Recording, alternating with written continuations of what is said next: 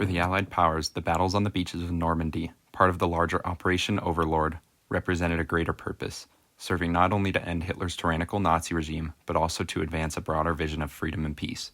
Momentum had shifted greatly to the Allies' side following failed German invasions in Yugoslavia and the Soviet Union, and they knew this was their chance to bring forth what many consider to be the beginning of the end of the war. General Dwight D. Eisenhower, commander of the Supreme Headquarters Allied Expeditionary Force and later President of the United States, called the D-Day mission the Great Crusade and said in a message to his troops, "The hopes and prayers of liberty-loving people everywhere march with you." The Allied forces carried with them the hopes of liberation for the oppressed people of Europe, the end of the Nazi machine, economic and literal security in the already free nations, and peace on the worldwide level. The Allied logistics involved meticulous planning and coordination. The assault by the Allies was preceded by a strategic air campaign that crippled German railways and fuel supplies. Deception plans like Operation Fortitude misled the Germans about the invasion's timing and location. On the day of the invasion, around 156,000 Allied troops landed on 5 beaches in Normandy, supported by 5,000 ships, landing craft, and thousands of planes. This was further supported through supplies, ammunition, and equipment being transported across the English Channel. Field Marshals Rommel and Rundstedt were split on how to approach the encroaching invasions.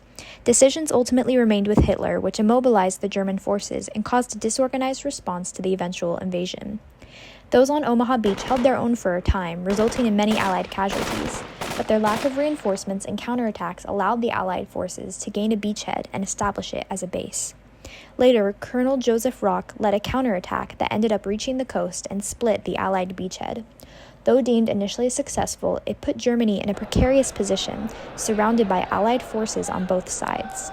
Eventually, that led to their retreat and the official beginning of the end for Germany. On the German side, first-hand accounts relay the same horrifying details, yet the story is slightly different than the Allies. Soldiers viewed the British as an outdated empire trying to turn back the clock to its former glory days.